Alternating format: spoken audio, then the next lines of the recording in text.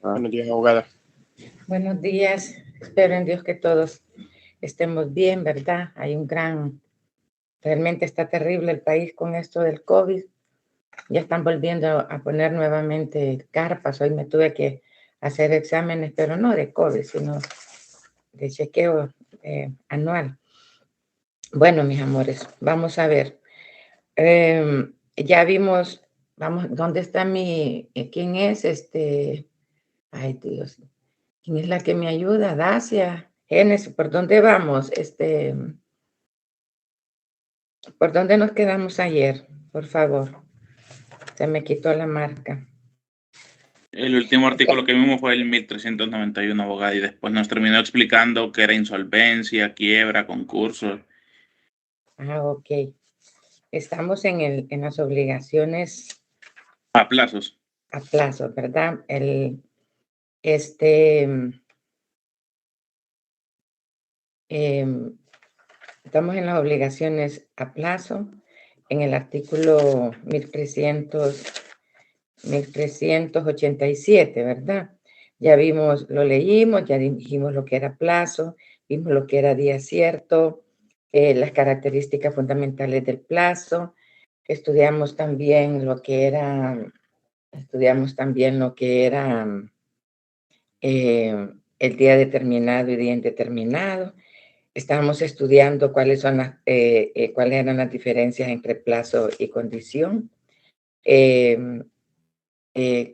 Plazo, condición, y ahí fue donde les dije que, permítanme, estoy perdida en mi código. El día determinado y el día indeterminado, leímos el artículo 1064, ¿verdad? Del Código Civil. Lo leímos. Sí, abogado. El 1064, gracias, mi amor. El 1064 del Código Civil, el plazo y condición. Dijimos que la condición consistía en un acontecimiento futuro incierto. El plazo es futuro, pero es cierto. Dijimos también que la condición deja suspensa la existencia de la obligación y que esta obligación nace en el momento en que se cumple. Y sin embargo, en cambio, ¿verdad? El plazo, dijimos, solo dilata la exigibilidad de una obligación ya formada. Y les puse el ejemplo, te doy en préstamos 100 empiras, pagaderos el día tal, en el año tal. En ese caso, no puedo exigir el pago sino hasta que llegue ese día, porque el plazo me ha dilatado el derecho a exigirlo. Les dije también que la condición opera con efecto retroactivo, que eso ya es decir, que si la condición no se cumple, las cosas que se dieron deben ser devueltas como que si nunca se hubieran contraído. Les dije también que en la obligación condicional, el deudor que paga pendiente de la condición tiene derecho a pedir que se le devuelva lo pagado, y así lo dispone el artículo 1383, y que el efecto característico del plazo es el de no hacer exigible la obligación en tanto no venza el término. Esa es la característica esencial del plazo, que no hace exigible la obligación en tanto no venza el término. Esa es la regla general, pero como toda regla general hay excepción. Y les dije que por excepción el plazo deja de tener ese efecto cuando el deudor pierde el derecho a utilizar el plazo, según el artículo 1391. Y les dije también en caso de concurso, que es el artículo 2248 del Código Civil. Y ahí fue donde me pasé al artículo 1391, ¿verdad? Para explicarles lo que era lo que era la caducidad del plazo. Así es, ¿verdad? Que eso fue lo que hice ayer. Y leímos el artículo 1391 y lo terminé. Cuando dice perderá el deudor todo derecho a utilizar el plazo, cuando después de contraída la obligación resulte insolvente, cuando no otorgue al acreedor la garantía que estuviese comprometido y cuando por actos propios hubieran disminuido, ¿verdad? Y les expliqué que era la insolvencia, que es la imposibilidad absoluta o relativa que una persona para pagar sus cuentas. La quiebra, se entiende la cesación de pagos, pero tiene que ser un comerciante. Quien se declara en quiebra tiene que ser comerciante y esa quiebra tiene que ser declarada judicialmente y por concurso la cesación de pagos de un no comerciante. También les expliqué que se puede ser insolvente y no estar declarado en quiebra, o concurso, estar declarado en quiebra o concurso y no ser insolvente. Bueno, les expliqué ya expliqué el artículo 1391. Entonces vamos a seguir con el 1387. Miren, hay diferentes clases de plazo. Por ejemplo, Potier dividía los plazos en plazos de gracia. Cuando uno habla, eso ya es antiguo, en los famosos plazos de gracia son los comprendidos entre los que se estipulan entre las partes, pero hoy, actualmente, los plazos pueden ser legales, pueden ser convencionales, pueden ser judiciales. Ya legal establece la ley, convencional establecen las partes, judiciales lo establece el tribunal. Pueden ser plazos tácitos, expresos, etcétera, etcétera. Entonces, vamos a pasar, porque no vamos a ver los tipos de plazo, cuáles son los efectos del plazo, que es el artículo 1388. Por favor, ¿quién me puede hacer el favor de leerlo? El artículo 1388. Yo puedo, abogada. Yo, abogada. Buenos días. Bueno, artículo 1388 de las obligaciones a plazo. Lo que anticipadamente se hubiese pagado en las obligaciones a plazo no se podrá repetir. Si el que pagó ignoraba la existencia del plazo cuando lo hizo, tendrá derecho a reclamar al acreedor los intereses o los frutos que éste hubiese percibido de la cosa. Muchas gracias, Mara. Muy amable. Entonces, estos son efectos del plazo. Así se llama este artículo 1388. Lo que anticipadamente, ¿de qué está hablando? De pago anticipado. Entonces, cuando lo que anticipadamente se hubiera pagado no se podrá repetir, ya sabemos lo que es repetir. En palabras comunes y corrientes es pedir que se devuelva, pero nosotros vamos a utilizar repetir. Cuando uno esté en un tribunal y su señoría se solicita que se repita contra el señor, claro, este vocabulario no lo entiende cualquiera. Si usted le dice a un ingeniero, mire, hay que repetir, va a creer que no está normal. O sea, repetir es que se devuelva, ¿verdad? Entonces, la obligación a plazo es perfecta. ¿Desde cuándo? Desde que se contrae. Y por esto, el párrafo primero del artículo 1388 prescribe que lo que anticipadamente se hubiese pagado en obligaciones a plazo no se podrá repetir. ¿Qué es esto? Esto es que el deudor no podrá pedir la devolución de lo pagado. Atención a esto, el deudor no va a poder pedir la devolución de lo pagado. O sea, que el acreedor tiene derecho a retener lo pagado por el deudor. ¿Por qué? Porque la ley considera ese pago como un pago legítimo. Entonces, el deudor que paga anticipadamente no va a poder repetir, no le va a poder decir al acreedor, mira, devuélveme lo que te pagué si todavía no era la fecha de pago. ¿Por qué? Porque la ley dice, bueno, pago anticipadamente, pero realmente es un pago legítimo porque debe. Entonces, el pago anticipado por error, ¿verdad? Lo que anticipadamente se hubiese pagado en las obligaciones no se podrá revertir. Si el que pagó ignoraba la existencia del plazo cuando lo hizo, entonces aquí ya la ley le otorga derechos. Tendrá derecho a reclamar los intereses o los frutos que éste hubiese percibido de la cosa, pero no la devolución de lo que pagó. Entonces, el pago anticipado por error. Puede suceder que en la obligación a plazo el deudor anticipadamente pague por error, o sea que ignoraba la existencia del plazo.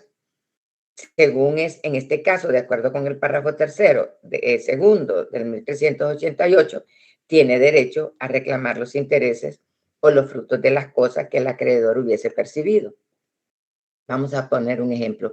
Si pago una deuda de 500,000 lempiras anticipadamente, ignorando que debía de pagarla en un plazo de 2 años, entonces tengo derecho a que mi acreedor me entregue el interés legal de lo pagado anticipadamente. Pongan atención que esto les viene en el examen.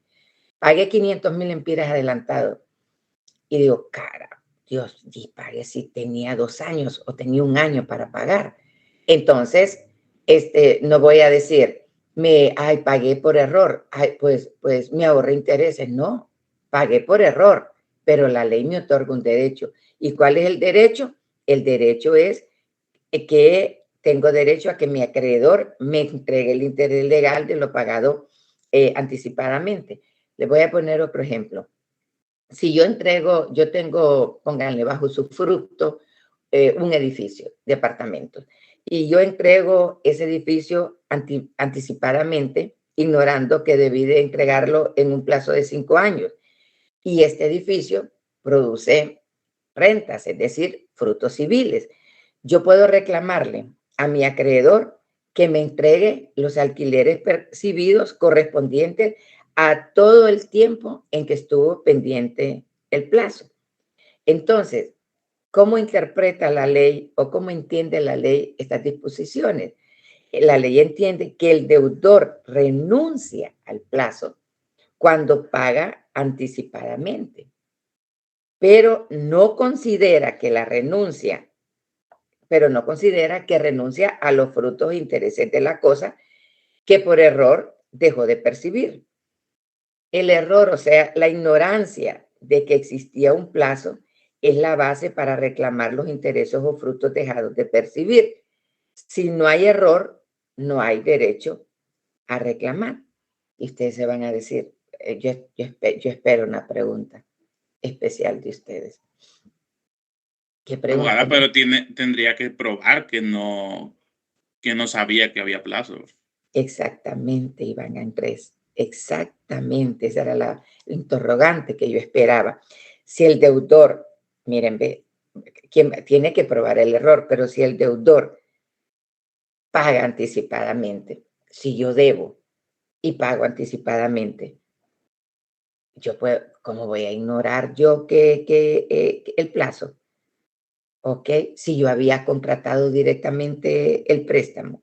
O sea, es inconcebible, como dice Iván, tengo que probar que yo no sabía. Y como no voy a saber si fui yo la que solicité el préstamo y vi a cuánto plazo me lo daban y la tasa de interés y todo, ¿cómo voy a probar ese error?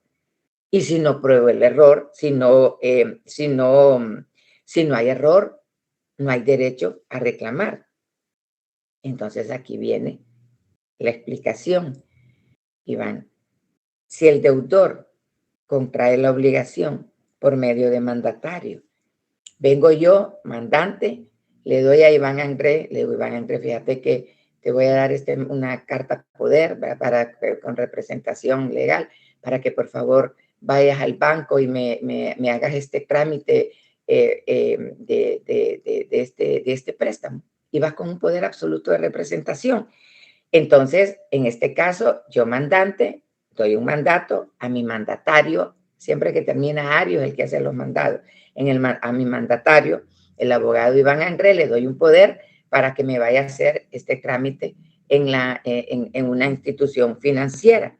Y resulta que Iván Andrés no me instruyó debidamente sobre el plazo, sino que simplemente fue a firmar, me lo dio, yo lo agarré y lo guardé ahí. Puede resultar probable que yo, deudora, ignoraba el plazo al tiempo de hacer el pago.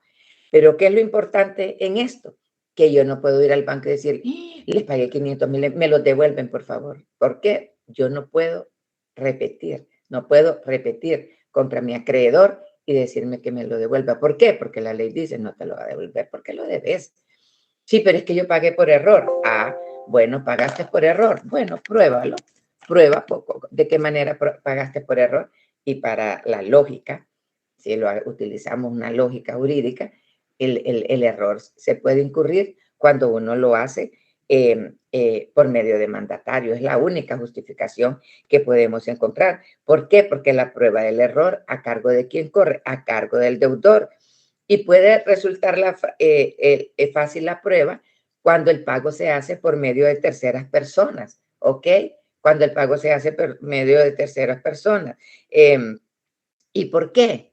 Porque hay un artículo que faculta para hacer eso. ¿Y qué artículo es? El artículo 1423. Vamos a ver, Perla Clarisa, léeme el artículo 1423, mi amor, por favor.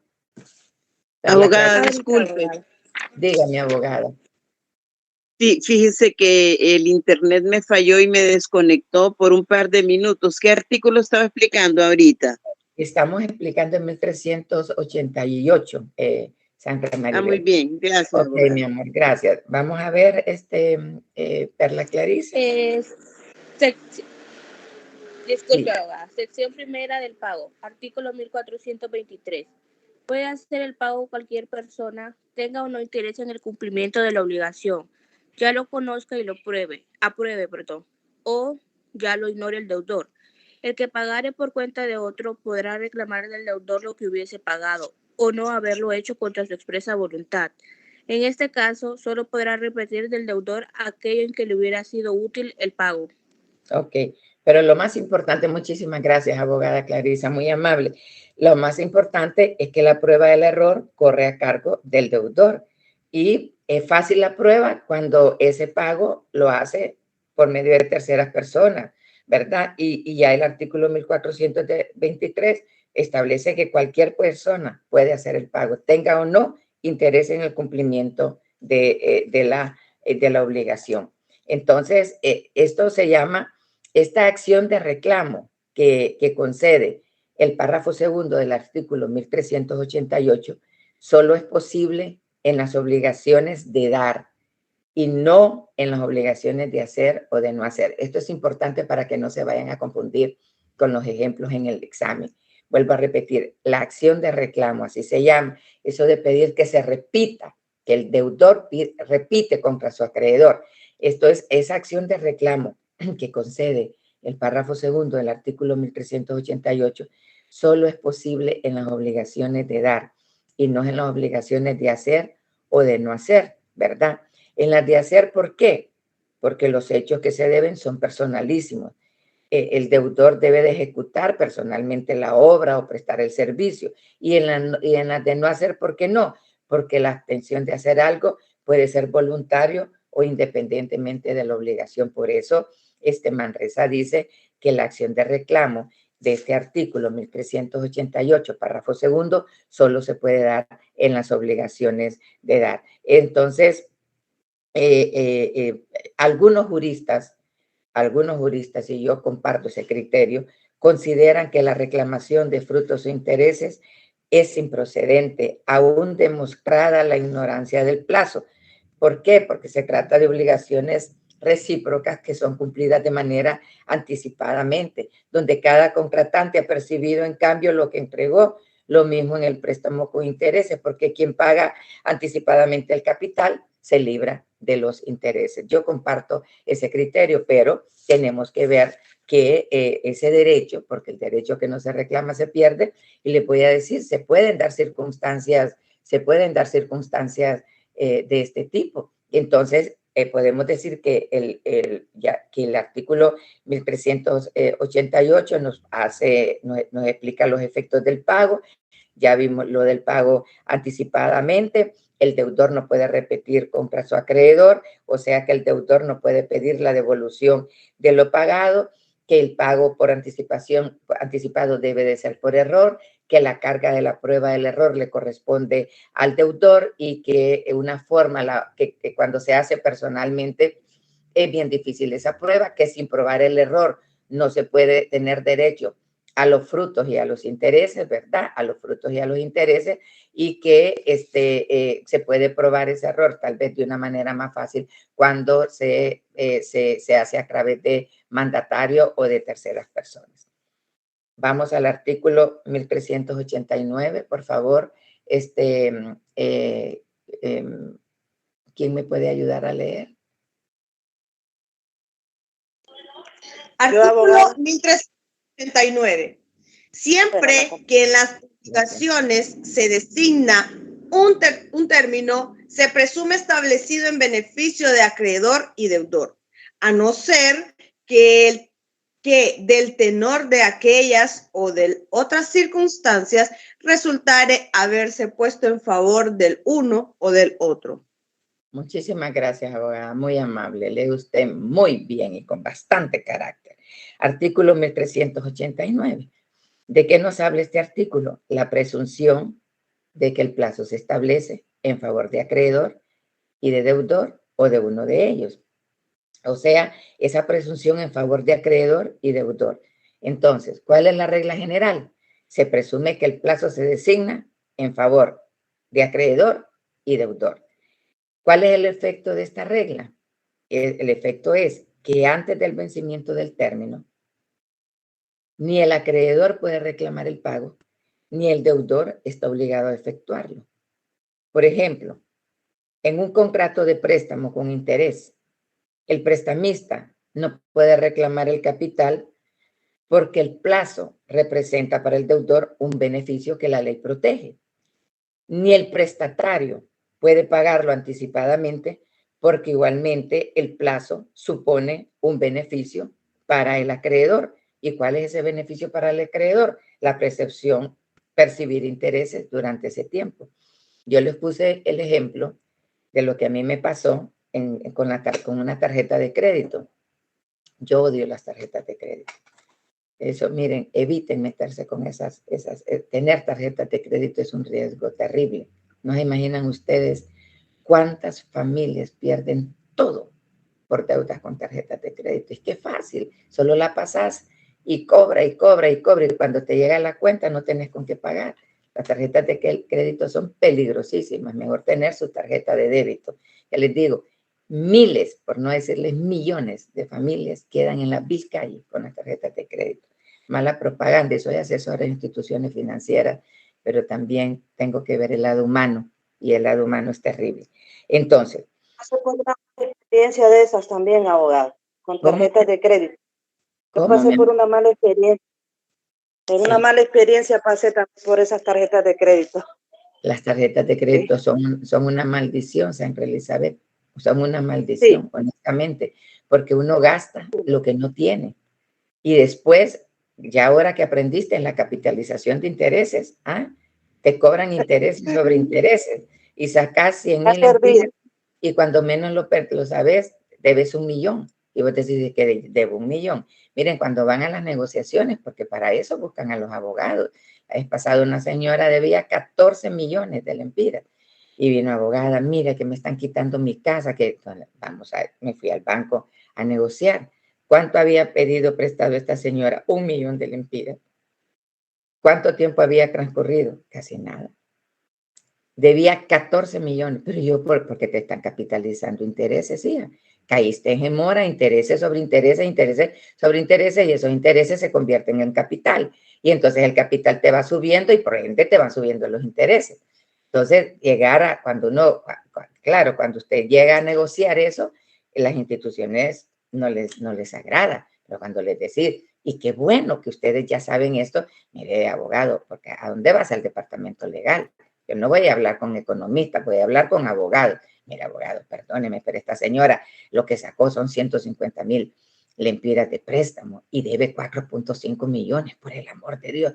Pero es que acuérdese, abogado, el pacta sunt servanda, la ley del contrato, usted me lo enseñó. Sí, claro, yo te lo enseñé, pero te enseñé también el robo de la capitalización de intereses. Eso se llama usura, y lo saben, los romanos lo calificaban como usura. Y es una crueldad que todavía esté en el Código Civil y en el Código de Comercio en nuestro país. ¿Cómo vas a creer que vas a perder? Y entonces ahí empieza uno a negociar. ¿Cuánto es la deuda? Tanto. No, bájame los intereses, la capitalización. No le cobres capital. ¿Cómo no le voy a cobrar?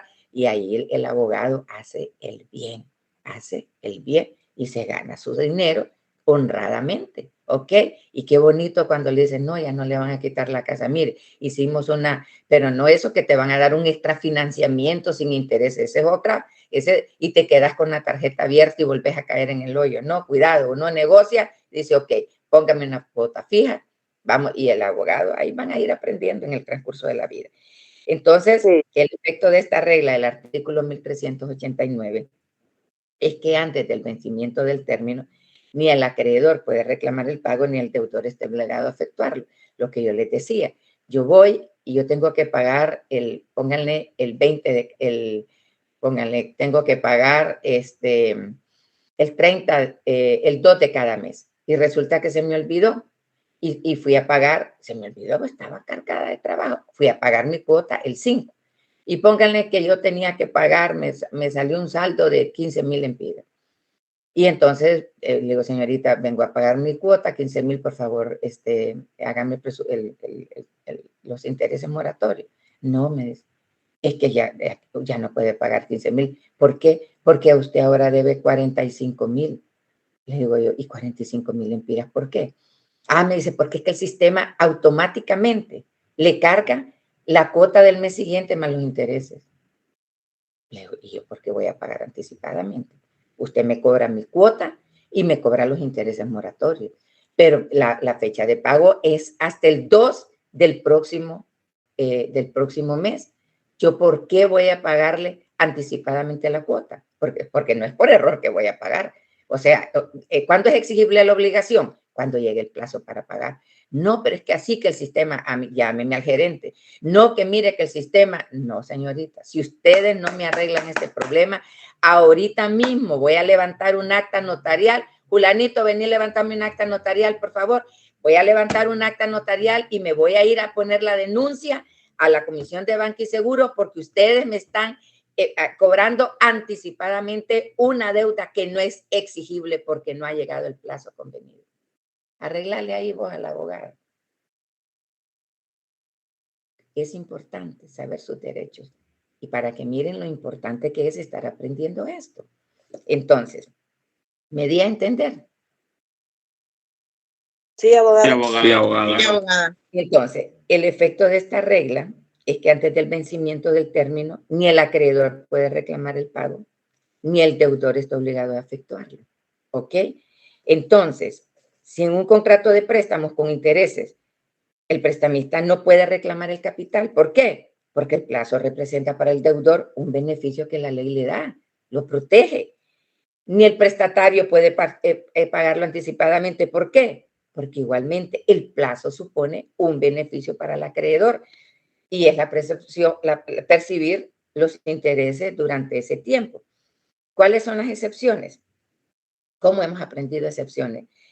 Como excepción primera, los contratantes pueden estipular en el contrato que el plazo o el término se entienda concedido en favor, ya sea del deudor, ya sea del acreedor, pero son los contratantes los que llegan a ese arreglo. Esa es una excepción.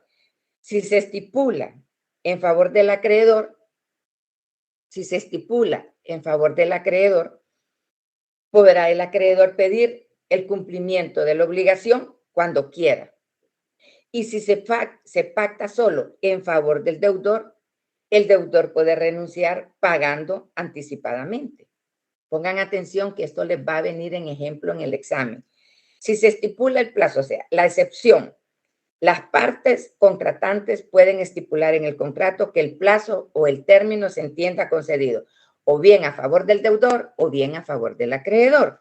Si se estipula solo en favor del acreedor, el acreedor puede pedir el cumplimiento cuando él quiera. Hoy págame, necesito mi plata. ¿Por qué? Porque el plazo se estipuló a favor del acreedor. Si se pacta solo en favor del deudor, el deudor puede renunciar anticipadamente.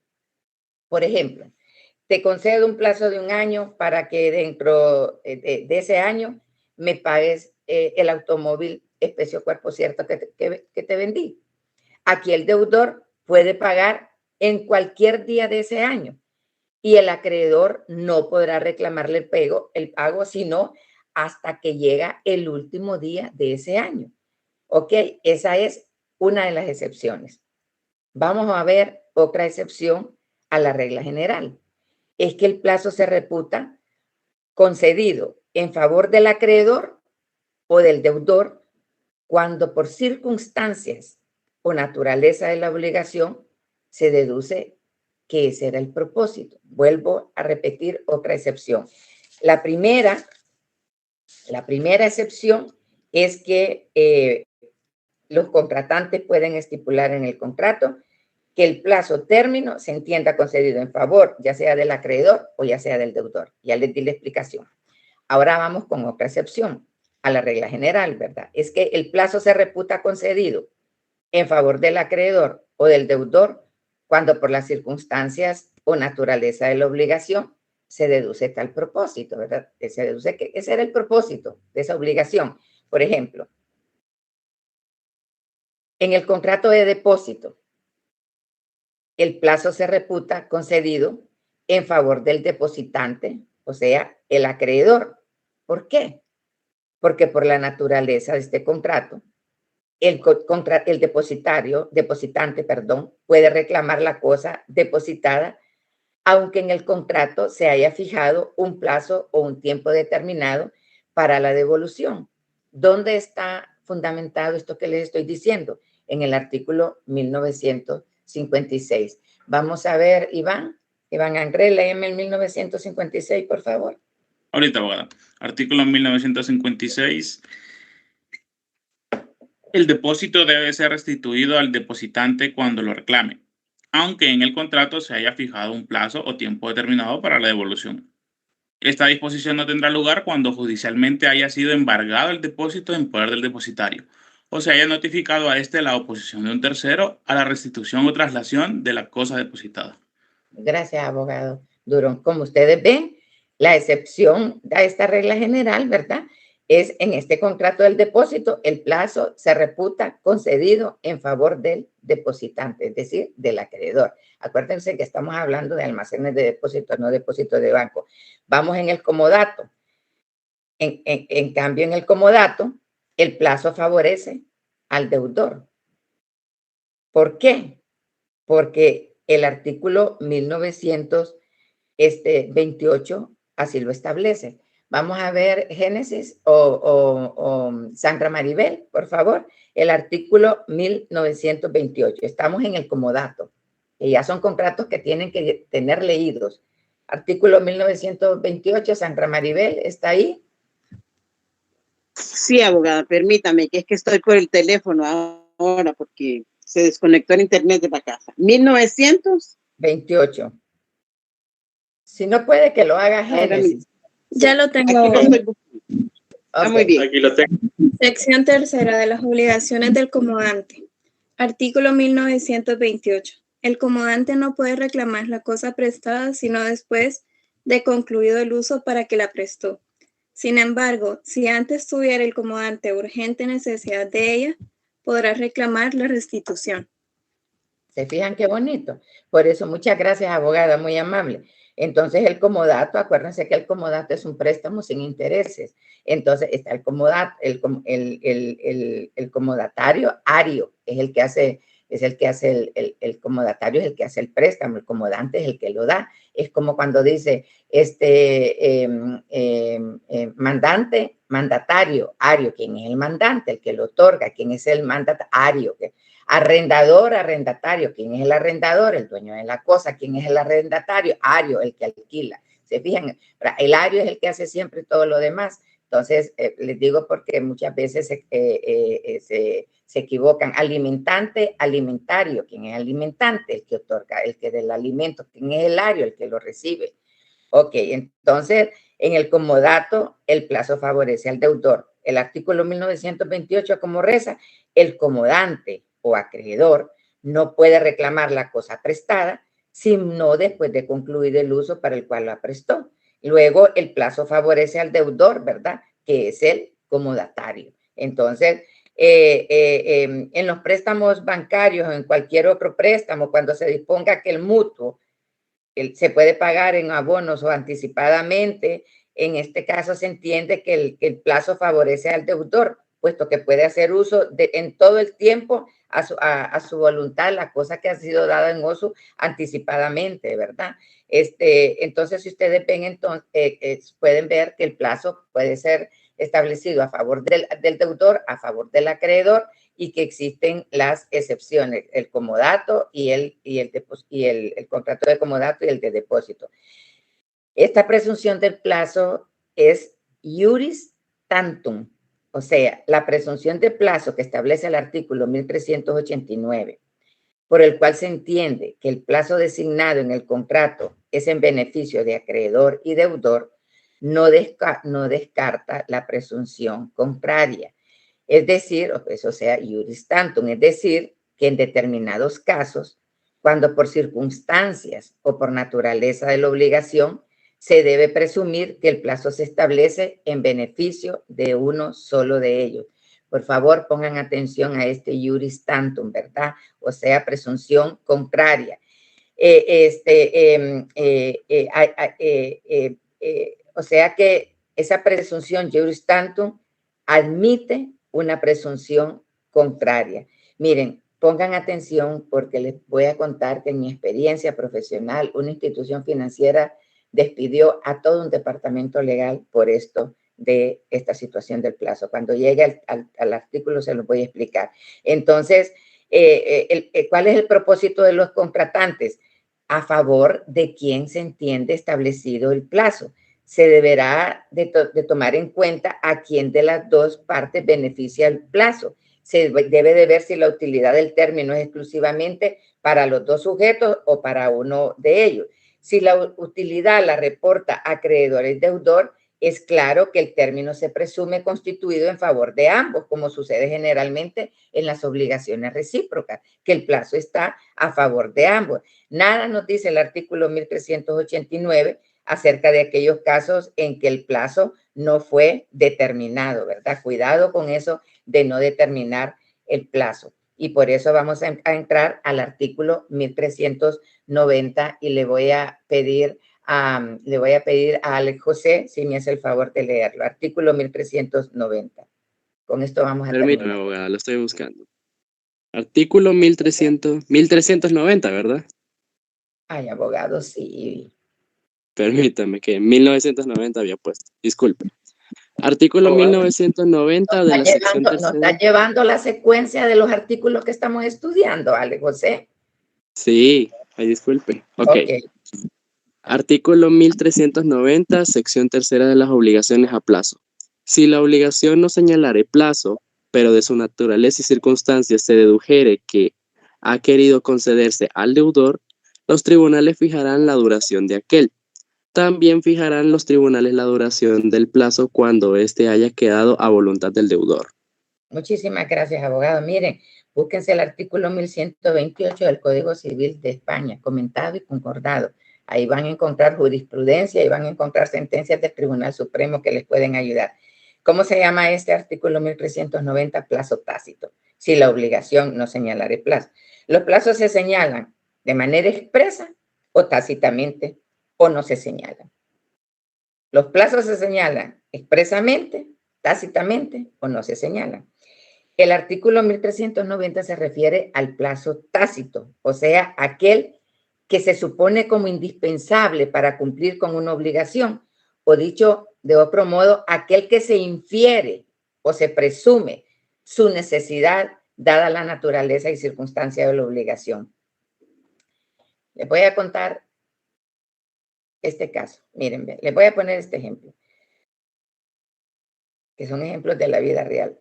Se hace un préstamo a una persona para la instalación de un contrato y resulta que los abogados se les fue el pájaro, la mente, y no señalaron plazo. Viene el acreedor, la institución financiera, y demanda el pago del préstamo porque dice que no habiéndose señalado plazo, la obligación es pura y por tanto exigible. ¿Recuerdan las obligaciones puras? Las de cumplimiento. Por favor, muchachos. Obligación pura de cumplimiento y...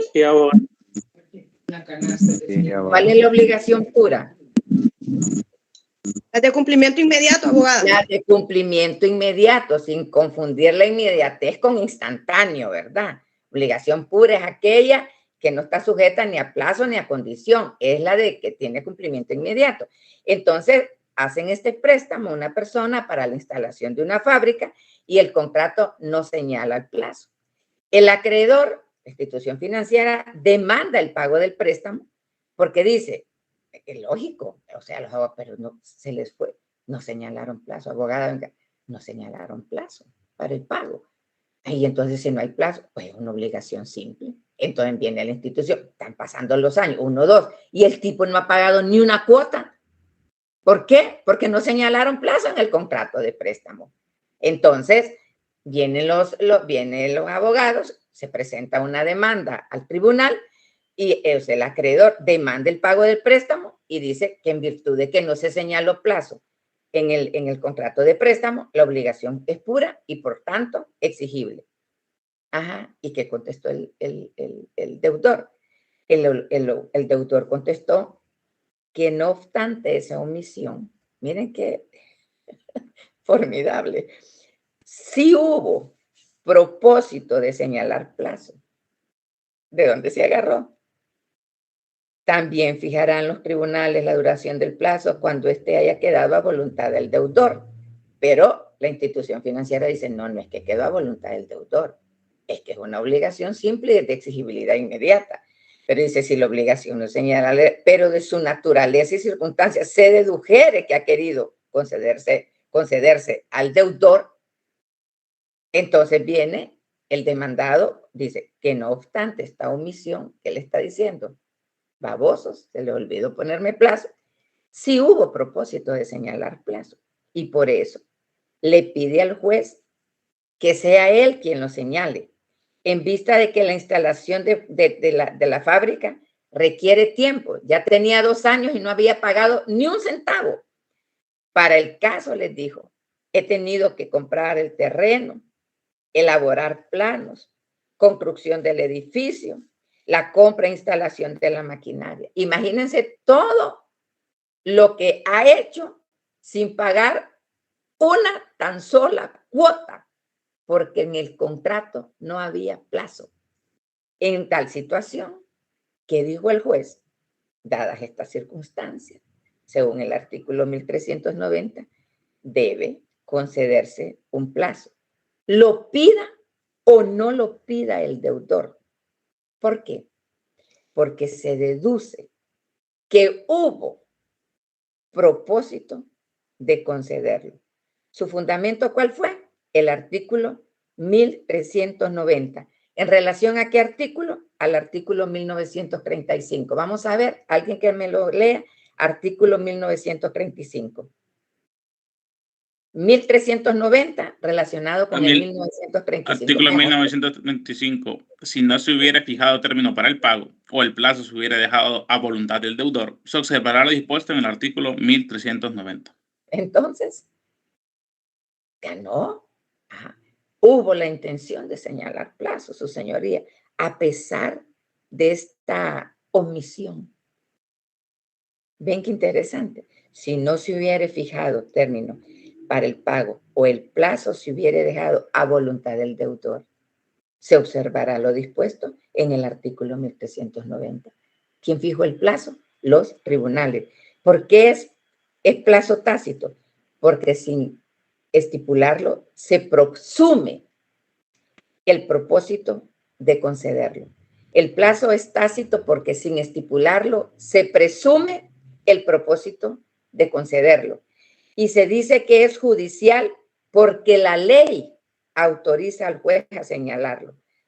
Vuelvo a repetir, el plazo es tácito porque sin estipularlo se presume el propósito de concederlo. Y se dice que es judicial porque la ley autoriza al juez a señalarlo. Y a este plazo se refiere el párrafo primero del artículo 1390, cuando dice, en el caso que los tribunales corresponde señalar, también corresponde al juez determinar un plazo cuando éste haya quedado a voluntad del deudor. ¿Y cuándo se dice que el plazo queda a voluntad del deudor? Por ejemplo, cuando se estipula que la obligación se pague poco a poco. ¿Y cómo me vas a pagar? Ah, anda pagándome poco a poco. O cuando el deudor, o págame cuando podás, o págame cuando querrás, o págame en el menor tiempo posible. ¿Qué está diciendo ahí? Se dice entonces que en ese caso el plazo queda a voluntad del deudor. Entonces, ¿dónde se va a señalar el plazo? En el mismo juicio en que se demanda el cumplimiento de la obligación. Y se va a fijar aunque no lo pida la parte demandante. Lo va a fijar aunque no lo pida la parte demandante. Bueno, mis muchachitos lindos, las personas que sacaron menos de 65, voy a enviarles este fin de semana un cuestionario para que lo contesten, lo pueden contestar en grupo. Voy a regresar como en la primaria cuando yo era una niña. Van a regresar en grupo, pero nada de, lo van a hacer de puño y letra. Así que si son 5, van a haber 5 tipos de letras. Así que si son 3, van a haber 3 tipos de letras.